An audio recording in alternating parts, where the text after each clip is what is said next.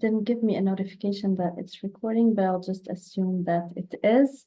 So, hi, Dirk, and welcome back to the second episode of the Masculine and the Feminine, a MasterHeart. And in this episode, we will be discussing the topic of inner healing. Thank you for being with me today. Thank you. So good to see you again. Oops, it's recording.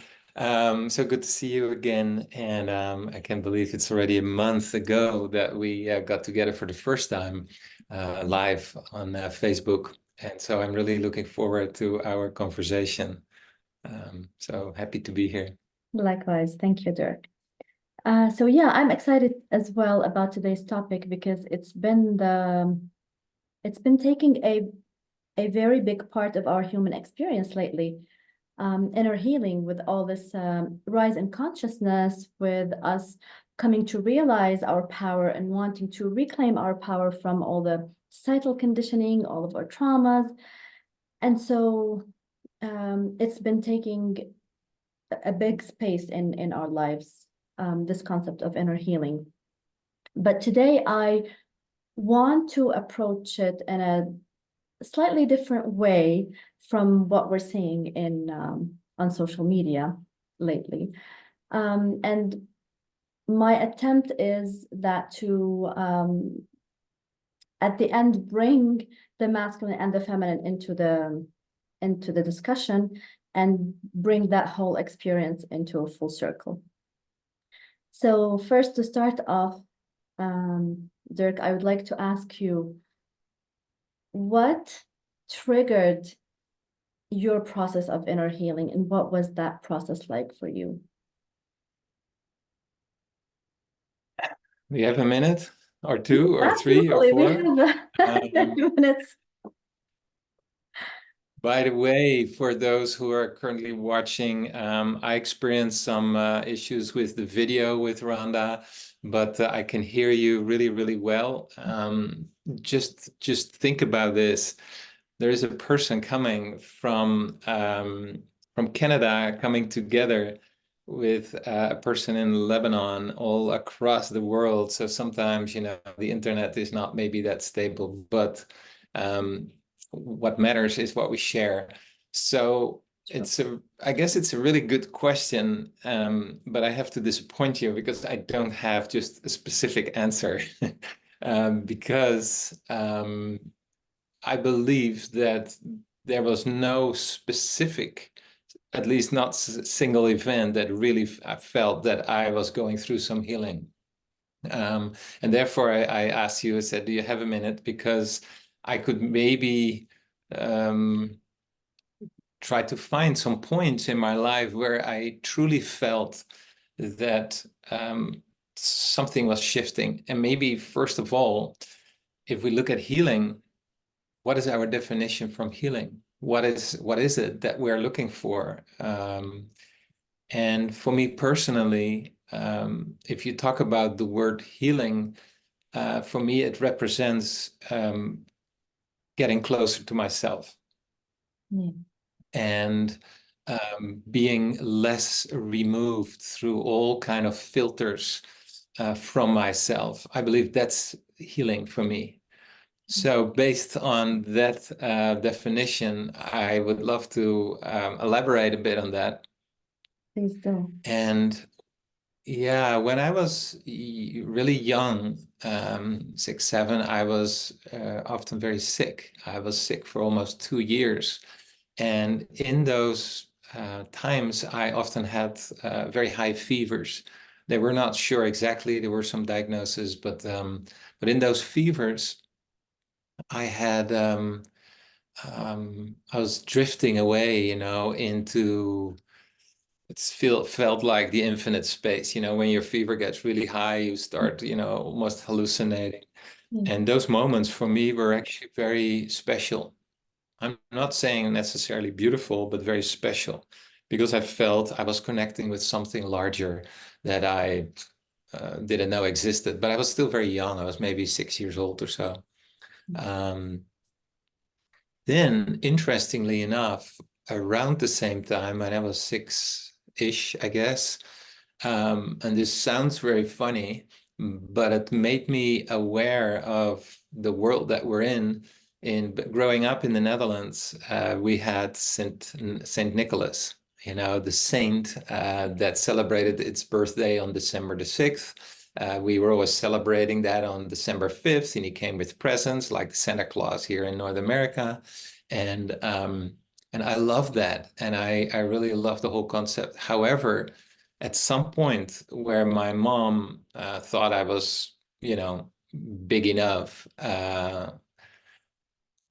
old enough to share that actually they made up the story and that he didn't really exist that way, and that, it was mom and my uncle and whoever played that. And normally kids kind of take that lightly, but I took that actually as a very difficult thing to process, that my parents had been lying to me all of those years. And that's how it felt to me. I very much vividly remember that. And that changed something. After I've been sick, that changed something for me very deeply, where I probably made an agreement with myself subconsciously that I would never just take things for face value anymore, any longer. I was still 6 or 7. And Mhm. from that moment on, I started living my own life, not based on what others told me, what I had to believe. And I think from that moment also, that's kept me stay really close to myself with my own deeper feelings, with my beliefs, not wanting to be influenced by the external world, if that makes any sense. Absolutely, yeah, definitely. What I hear you say is, and it really resonates with me. It feels like some kind of betrayal, trauma when the people, as kids, we trust in, we take everything they say, our parents, it's like sacred for us. And then, so I can totally resonate with what you're saying. Yeah, thanks for seeing that, because that's exactly what it felt like. It was a betrayal. And so that you could say, well, that was you took that really, very seriously as a young kid, but that's apparently what happened. I cannot reverse that.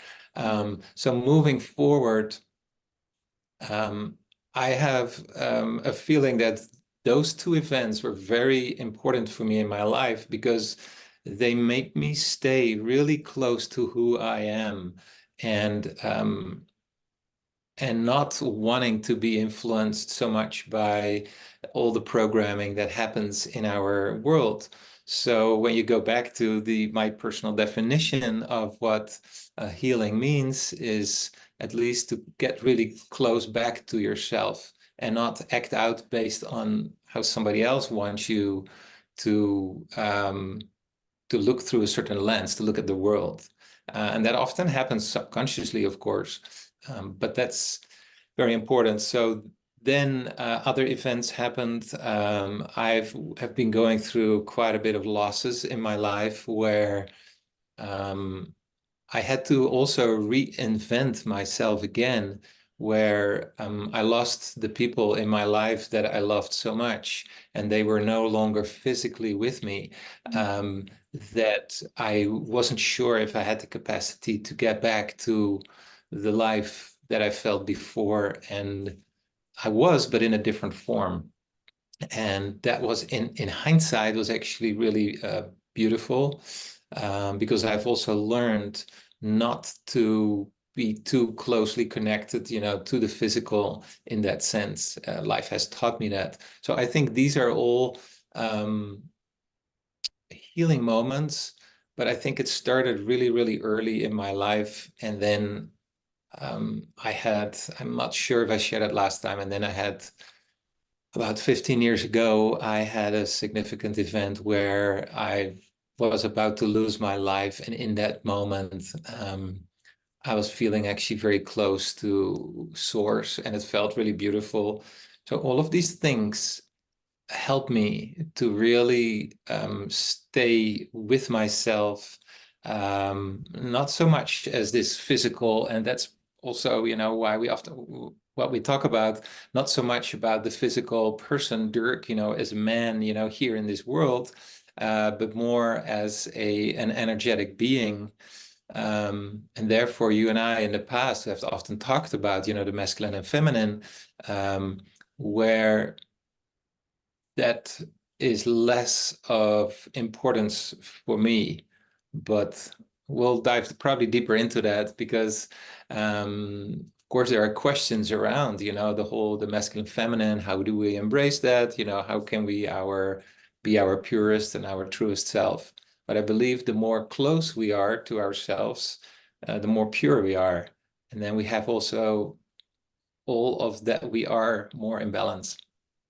Yeah, that's lovely. Thank you for sharing with us your definition of healing, Dirk, and for giving us the chance to look at what you experienced as healing in a different way from what we're used to. Like you said, I'm going to disappoint you, not at all, because it is very important for us to allow ourselves to share our experiences, the way we relate to these experiences, and people will resonate. People who will be listening to us at the level of the heart will definitely resonate, even if it's not a story that they're expecting to hear.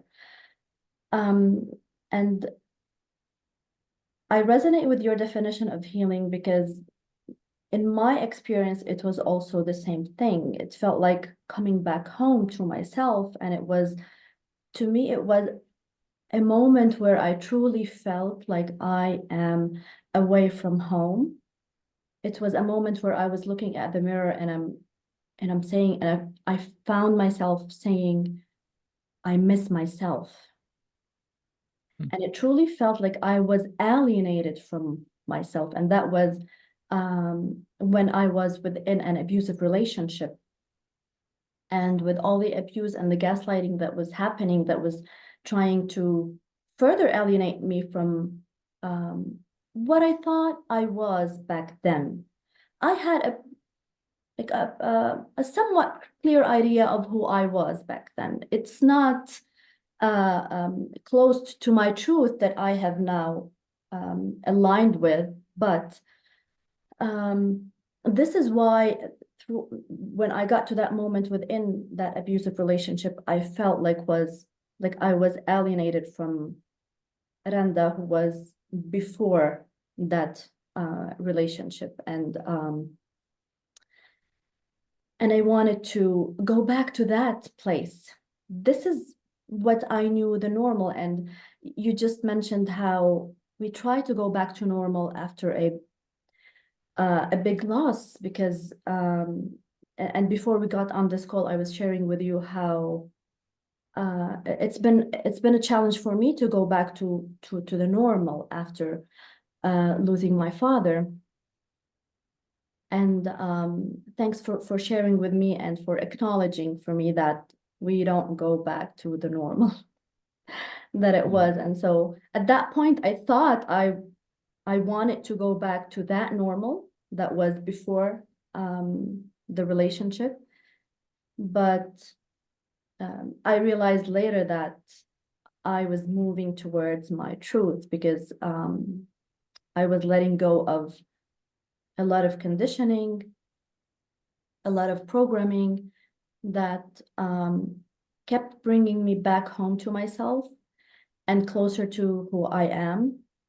And I don't think that this process ever ends. I think we're always moving towards our truth at every moment, through every experience, through every challenge, through every hardship. And that's not a bad thing. It evolves. The way that we heal starts evolving as we move through this journey. So yeah, thank you for sharing your experience. It's definitely a breath of fresh air, I would say. Yeah, it's and it's not what life does to us, but it's more how we experience life. And I think once we begin to understand that it's possible and it's sometimes a choice to how we experience life. Because if we feel that life does things to us and we have no control over that, then it feels like we live in a life that hopefully things go well, hopefully we don't get sick, and hopefully this and that. And so we feel that we are very we do not have a lot of control over our lives. And it's more how everything lands on us that determines how we feel our relationship to life, and also our relationship to others in their lives. And that's how we also feel about connections with others. It's one of the functions of the brain is perception. So it perceives either as things as a threat, or it perceives things as maybe a lesson. It perceives things as safe. But it's part of our system that generates the perception. And based on past events, especially in the work that I do with trauma, then that perception can shift, and we could say, oh, I've been in an abusive relationship, so no relation, if that was significant enough, I can never feel safe again, or trusted again, or trust again myself in a relationship with a person because of what happened in the past. So we see is that our lenses begin to color very easily if we only rely at the lenses that we look through, but we can rely on something deeper, and that is also the connection from our heart to life itself. This brings me to my next question, Dirk. You talked about feeling a sense of control in our lives, and I know how important it is for the masculine to feel that sense of control over our lives. But then when we're faced with the fact that what we are living is it's not really an empowering sense of control. We're not really controlling from a place of power. We're just being reactive versus responsive. What do you think it takes with your work with men and with trauma? What do you think it takes for the masculine to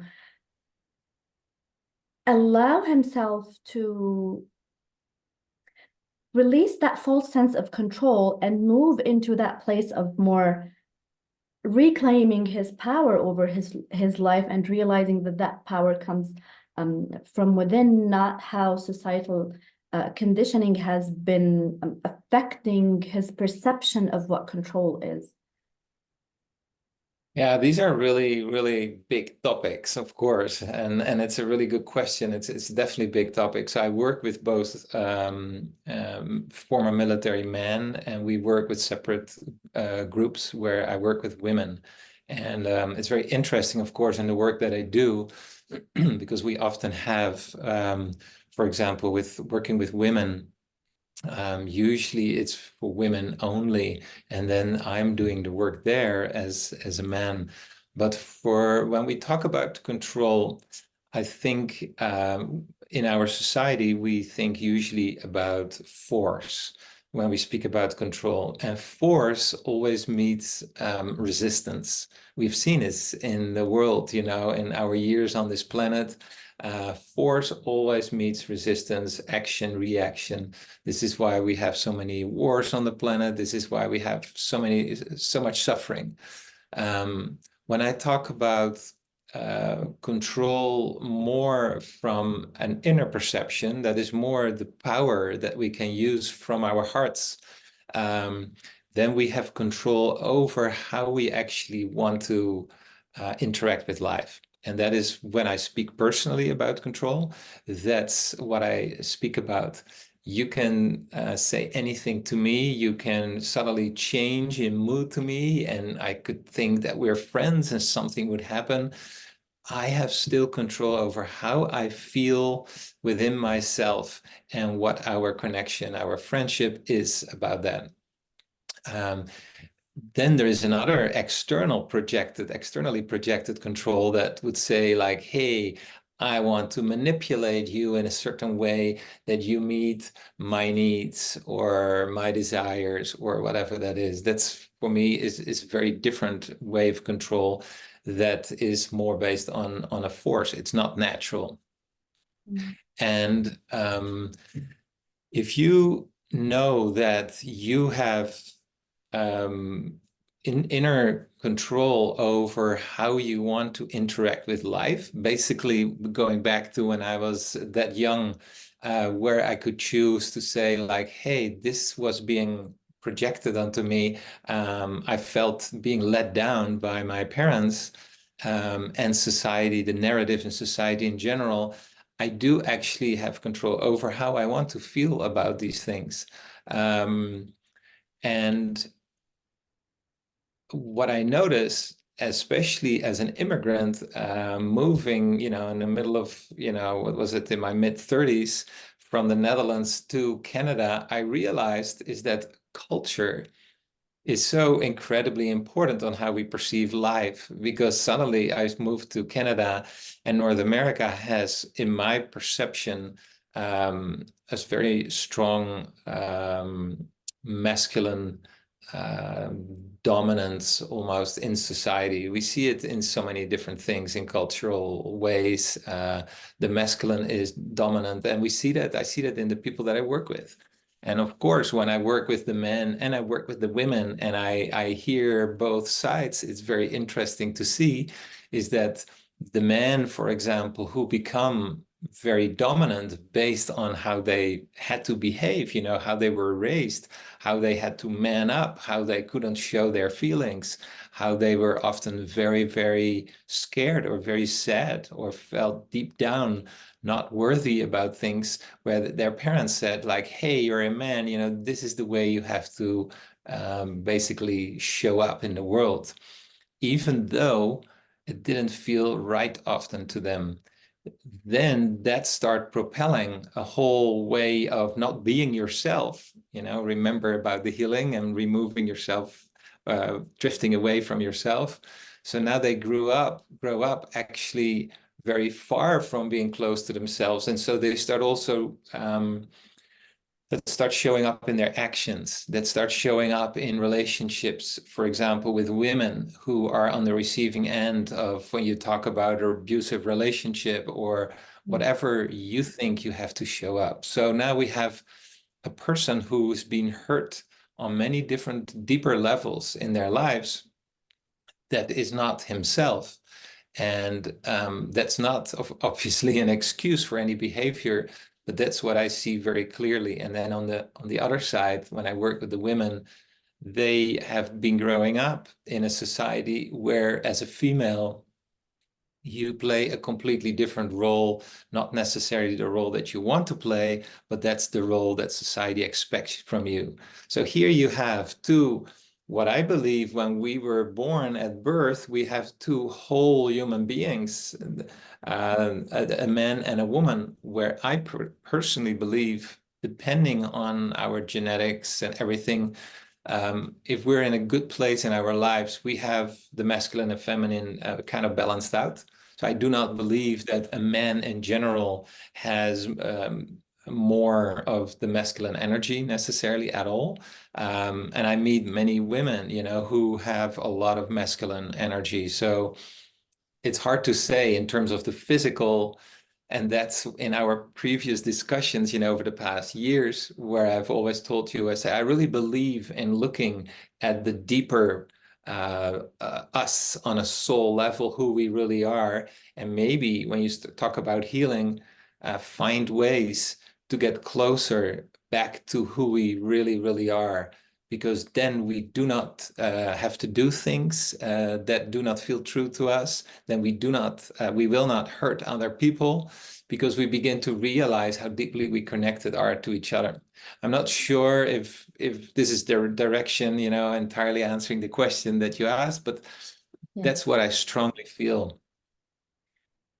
I love what you shared, Dirk, because I know from myself and women in my circles, even before we started our own healing, we know that a man perceives the world in a different way from how a woman perceives the world or perceives herself, or how we overcome challenges, or how we relate to things. And then we start our healing, but we're still thinking that there's a lot of difference between, although we're learning in science that, the nervous system in a man, it's the same thing that the nervous system in a woman, and it reacts to trauma the same thing. Trauma is not gender exclusive, and it doesn't act differently in different genders. The nervous system is the nervous system, and it reacts in all its responses the same way. But still, we as women, we still have this idea that a man goes about his healing journey in a way that is like totally different. Maybe it's something like very strange for us, and we're asking questions. How does that happen for them? How do they relate to all of this? But thank you for sharing all of that, because it all brings us to that point where you're saying we want to move deeper and closer to the truth of what it means to be in our masculine and in our feminine, and to just really let go of all of these perceptions that we have accumulated, even as we go through this healing journey, about what a man should be like as he's healing, or how a healed masculine should be like, or how a healed feminine should be like. So you're definitely taking us towards that goal. And so what we also would love to learn about is how do you feel our own healing, each within ourselves, is going to affect how we relate to, if I'm a woman and I'm healing within me, how does it relate to the man in my life, whether it's my father or my brother or my friend or my colleague? How does it reflect on the masculine outside of me? Given that you have worked with so many women, how do you see that dynamic playing out? Do you feel it creates an impact on how that connection, you're talking about how we connect with each other? Do we start connecting in a different way? Yeah, that I would say, of course, because if you get closer to yourself, no matter whether you're a man or a woman, whether you begin to really understand yourself better and your relationship to life, not necessarily now to other people, but just to life. And we can bring the religion in, for example, because we talk now about masculine and feminine, but there are many different ways that we relate to life through different lenses. So we could say, I'm a man. You could say, Randa, I'm a woman, and I relate to life living in the area that I live in Lebanon. This is how I relate to life. But if you would be growing up, let's say in the Netherlands or in Canada, you would probably relate to life and to other people and the men in society, probably very different based on the programming that happens in that society.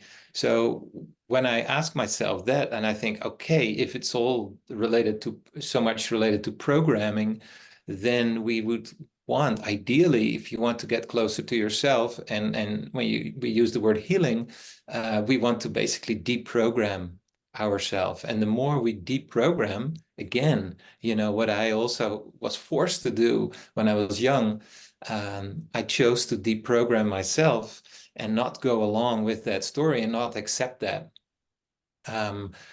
Then you start interacting with people differently in general. Mm. And when we talk about the healing from the man and the masculine and feminine, yes, a lot of our systems are very similar. When you talk about nervous systems, Yeah. obviously, in general, our bodies are different. They look different. They have a different purpose also, when it comes to the basics for reproduction and all that. The brain actually works different, from a man and a woman. A lot of books have been written about that. Yeah. Um, the interesting part is when you want to, and this is what I've always been strongly feeling, maybe that goes against a lot of the what is known in society to be, the way to go. Is that when we bring women and men together in a safe environment, we can do a lot of beautiful connecting and healing together, where we automatically start, I would say, if the work happens in a beautiful way, start balancing the masculine and feminine, both in the female masculine feminine and in the men masculine feminine. And so we relate differently to each other. And now we say, so my role, of course, is really interesting because the men that I work with never really sit in a group with the women because it's separate. And the women are always separate from the men. These are two different programs. But I'm the one that shares all of that together. And I think it's so interesting because if the women would understand really the pain, that the men have been going through to get to a place where they maybe get abusive, where they contribute to society in a way that is coming from a lot of fear. I think men in general do a lot coming from fear to show up in that way. But if the man could only see, what the deepest actually needs and desires are of a woman in our society, then there would be a much, much greater understanding. And so now you can see maybe where I'm coming from, that if you do all the work separate in, let's say, men's group, and you do the work separate in women's groups, that you do not get the same beautiful coherence in a group than when you have them together. And then you sit with each other, because that's also your question, so like, do we relate differently to each other? And you sit there and you say, I could say from my point, I'm so sorry, to the women in the group. I'm so sorry what you had to be going through, because I would never have to, want to go through that, if I were to be a woman. And I understand better where you're coming from. And I actually understand my role, and I understand my role, how I've been hurting you. And we as men have been hurting you so much so, but we did the best we could and we didn't know any better. I'm so sorry. And that's actually a very natural response, because we don't want to hurt each other. And then vice versa. And I think that is a beautiful chemistry, and which I have a strong feeling, but you have to correct me if I'm wrong, that is something that you would love to bring forth, in our society, in the world. And definitely this is what what I'm focusing on our planet, without the labels of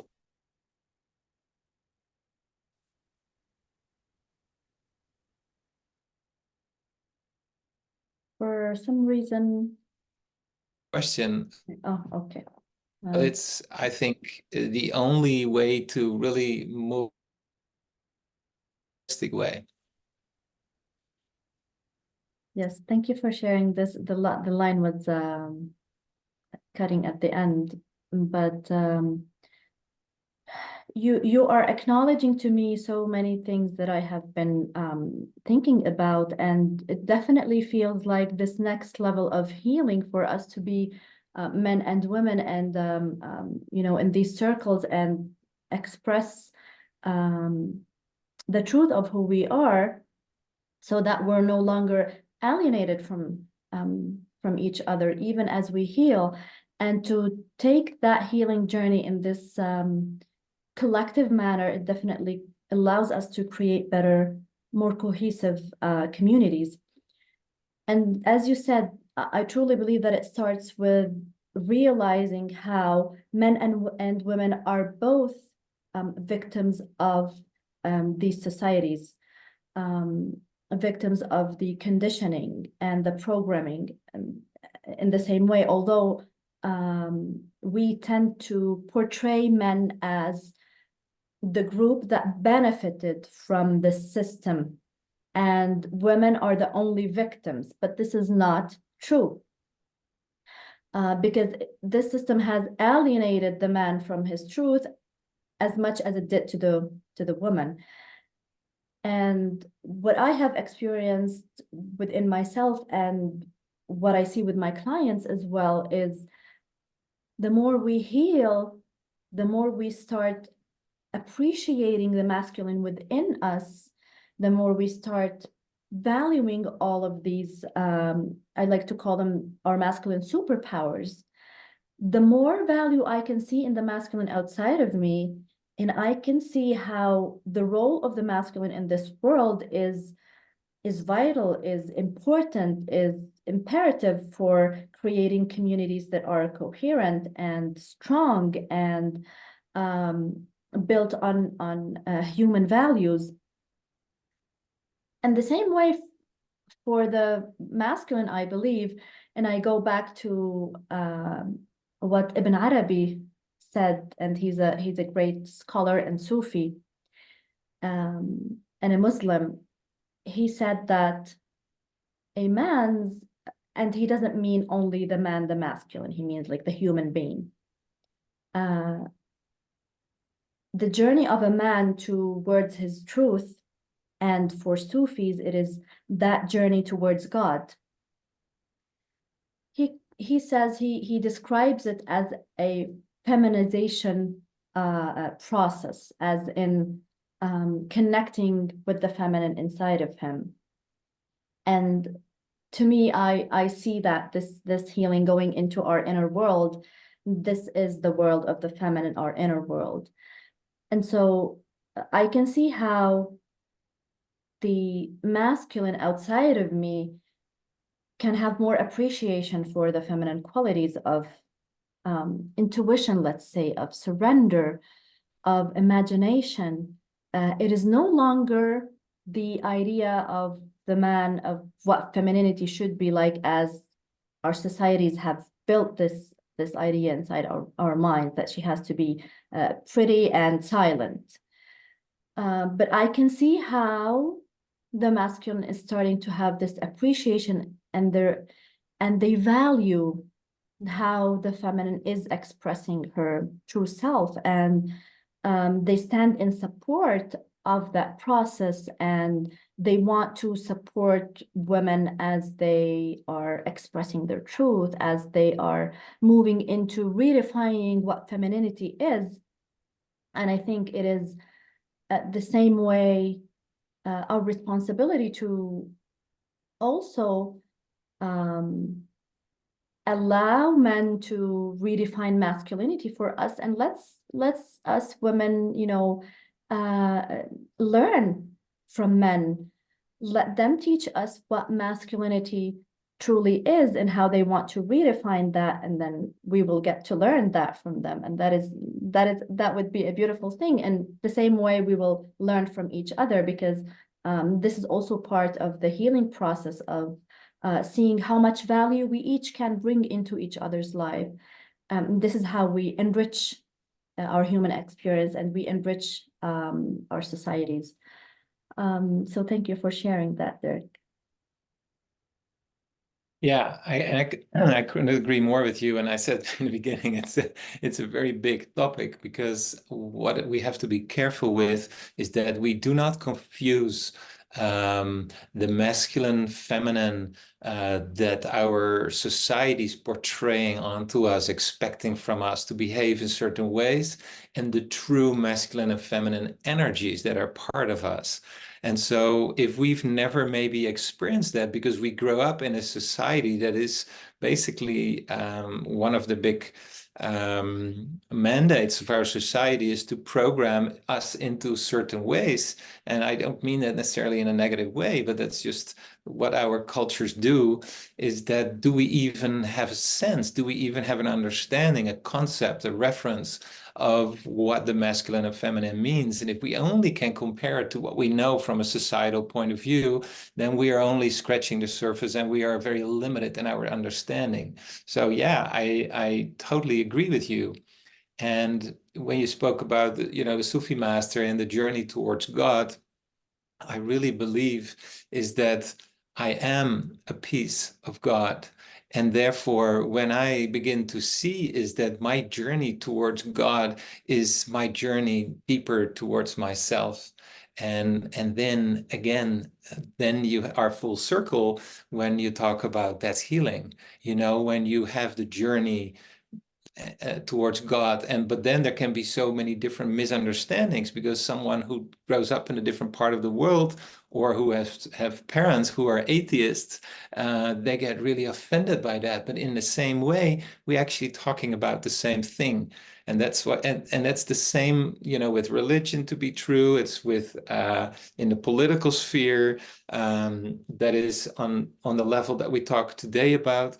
First of all, I think it's really important to understand. This is why I asked you initially, what is our definition of healing? But what is our definition of, the masculine and feminine inside of us? And the more we are willing, and we see this today in our society so much so, as you are aware of, is that we are being told and taught what to believe and what to think instead of how to think. And it's very important to keep learning how to think really being open, willing to understand. When you speak about the masculine and feminine, the men and women, wanting to understand says, hey, yes, our role as a man has been far from the ideal, although the role that we played in society might have been a very overpowering one over women in general, but going deep down inside, that was actually not the best feeling that we had, as a man. And then there is a moment, do we want to recognize that? Do we really want to go deep inside to understand that? And most people only wait for a deep trauma or a loss or whatever happens that they cannot make sense of life any longer. That's when they start doing their healing journey. And that's what I see all the time when I work with people. We are not willing to go somewhere because of maybe our brains work, partly our ego, but at some point we're being brought down onto our knees that we feel we have no longer any choice. And then we're kind of being cracked open. And then we can go either way. We go down a very destructive path, or we start getting more inspiration to get closer to understanding who we are and understanding who the other person is, which is actually a reflection of us. And once we begin to see that part, that you, as a woman living on the other side of the world, when I look into your eyes, I see a reflection of me. And when we can do that as humanity, then the world will shift. Yeah, absolutely. That's a beautiful vision. And I think it's the perfect way to end this episode. And I know we could talk for hours about this, but we promised our audience that this is going to be 30-minute talks. But today we went over the limit because this is such a juicy topic for both of us, and there was so much wisdom shared here. And I would also love to hear from our audience what Dirk mentioned about let's allow ourselves to express what our own definition of healing is. So I would love to hear from our audience. What's your definition of healing? What's your definition of the masculine and the feminine being that and that energy? So I hope that our audience enjoyed today's talk, and I would love to hear from them. What is their definition of these topics? Is there anything else you would like to add, Dirk, at the end of this episode? Well, since this is a live video, you cannot script anything. And so I take the opportunity here, what I've said to you before, when I do somatic work with people, where you give the body a physical experience of what it feels like to be at a different place, to be able to release things, to be able to connect with people, that I believe that the best way to experience all that we speak about is to bring people together. And I've mentioned to you before, you know, east to west, from different cultures, from different religions, it doesn't matter, to a central place where we can be in a group and we can feel the essence of what we talk about. And then people would go away changed. So I'm just throwing that out here in a facetious way because it's not scripted. If that is ever that people would relate to, I would love to hear that in the comments, because that is my biggest dream and vision, to keep bringing people together just physically at a certain point where we can experience all of that. So, and for the rest, I want to thank you, Rhonda, for being super courageous and so caring for humanity on the planet, that you do this. And I want to thank the audience, of course, also for just hanging out with us.